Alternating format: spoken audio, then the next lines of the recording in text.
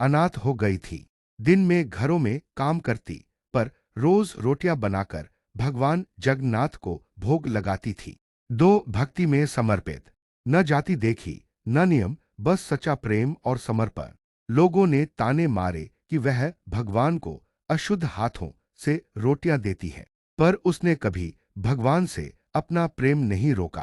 तीन, भगवान का चमत्कार। एक दिन भगवान श्री जगन्नाथ खुद बालक के रूप में प्रकट हुए और कर्मा बाई द्वारा बनाई गई रोटियां खा गए।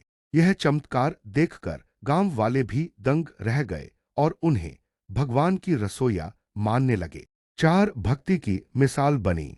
आज भी कहा जाता है, भक्ति में प्रेम हो तो भगवान रसोई तक आ जाते हैं।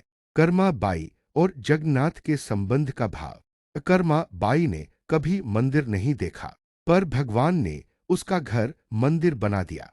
यह कथा सिखाती है कि ईश्वर को पाने के लिए ज्ञान, वेद या जाति नहीं चाहिए, बस सच्चा प्रेम चाहिए। भक्तिन कर्मा बाई और भगवान जगन्नाथ की रसोई। जब भगवान ने भोग के लिए खुद ली रोटियां। स्टोरी कथा।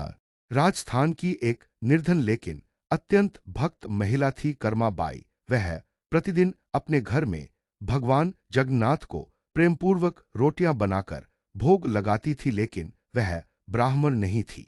इसलिए समाज के कुछ लोग ताना मारते थे, तू भगवान को अशुद्ध हाथों से रोटियां देती है। कर्मा बाई व्यथित हुई, परंतु उसका विश्वास अडिग रहा। एक दिन उसने संकल्प लिया, जब तक भगवान स्वयं आकर मेरी रोटियां नहीं स्वीकारेंगे, मैं उन्हें किसी ब्राह्मण को नहीं दूंगी। प्रेम से, आंसुओं से और सच्ची भक्ति से उसने रोटियां बनाई और सामने भगवान जगन्नाथ की मूर्ति रख दी। रात के समय जब सब सो रहे थे, तब भगवान श्री जगन्नाथ स्वयं साधारण बालक के रूप में प्रकट हुए। वे चुपचाप कर्मा बाई की रसोई में गए और सारी रोटियां खा गए। सुबह जब गांव वाले आए, देखा थाली खाली है। वो बोले, झूठ बोलती है, ये रोटियां किसे दे आई? पर उसी समय एक दिव्य प्रकाश हुआ और एक आकाशवाणी हुई, मैंने स्वयं इनकी रोटियां स्वीकार की हैं। इनकी भक्ति मुझे मंदिरों से भी अधिक प्रिय है।